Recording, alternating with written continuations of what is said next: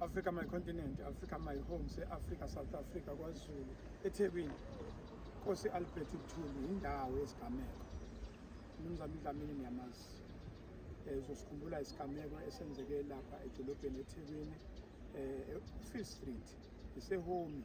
U-Fifth Street lasezingwane? Yeah, u-Fifth Street. La kwenzeka khona umshophi wagcina kubhubhe ingane kaDlamini, lena enye eyiwe lena uyalimala kabi.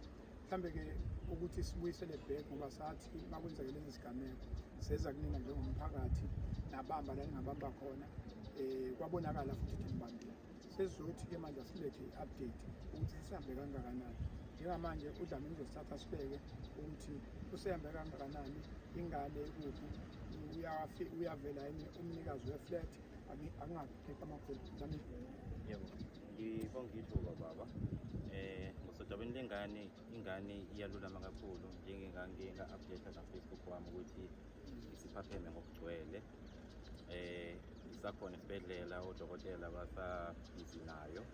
Ibingakakhulumi ngezizathu ezithile, kodwa sezofika la ukuthi ikwazi ukukhuluma khona, kodwa siyakwazi ukukhuluma nayo ngama-sign language yakhe.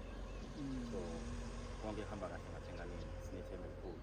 Siyabonga kakhulu isapoti, sibonge futhi nasesibhedlela, onesi, odokotela, nako wonke umuntu osilekelelayo. Siyabonga kakhulu. Mhlambe i-ICU cishe yahlala isikhathi esiphelisiwe nini? Ihlala inyanga i-ICU, ihlala inyanga i-ICU. Kwi-coma plus wena ngisakhumbula ukuthi uhlala isikhathi esingakanani? Up to 24 days, we have 25 days. Yeah. Kodwa manje useyabonakala ukuthi manje hayi usebambe kahle. Yebo, manje ngokugcwele. Siyabonga Yebo. kakhulu ukuthi siyabonga. Mhlambe ungezungena ama-details. Yebo. Umnikazi we-flat? Abanikazi be-flat noma umnikazi uzile phambili. So kukhona ukuxhumana, uyakhombisa ukuthi uzimisele ngokuthi alungise iy'nkinga ezikhona, njengoba sasike sachaza ukuthi isiphethwe ngendlela yomthetho. Kodwa ikhona i-progress nakhona. Okay. Lokho futhi kuyasijabulisa kakhulu. Uthe sisathi sibonga lokho ovelelwa umshophi. Yebo. Tshela umuntu wase-South Africa usemanzini njengoba sikhuluma, sekwenzekeni ekhaya? NgoLwesihlanu kunindaba zokuthi ugogo wengane akasekho. Ngangingabika futhi ngaye, ngawucela umthandazo kubantu ne-emotional support, into kanjalo, ngoba ngiyakholelwa ekutheni ukuthi imithandazo iyalekelela. Ukuthi ugogo wethu into kakhulu emoyeni ngoba ubesondele kakhulu nengane. Ongapheli nje 2 days singafonelananga naye, akhulume nengane, kwenziwe nama-video call.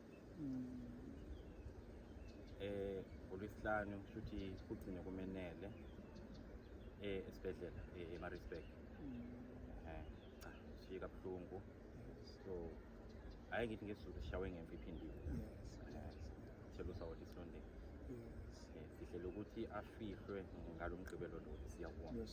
Yebo. Yeah. Usenawo lama banking details ngoba ukhona omunye umuntu isimo kusona noma ngabe ubu-afford umuntu mayinikela noma idonate sengadonateli ukuthi awunalutho, kodwa usuke ethi nami nje ukukhalisa. Usenawo lama banking details, usenawo yanami, usengabanikeza abantu? Yebo. Kofisa ukulekelela njengoba besho. I-cellphone number yami u-064 617 8056. Ngiphinde u-064 617 8056. And ama-banking details akusakhumbuleki kahle ngoba kunika usemqondweni. Manje so i-banking detail, i-account u-Capitec, i-number ithi 12997 55575. Ngiphinde 12997 5575. Ngiyabonga kakhulu.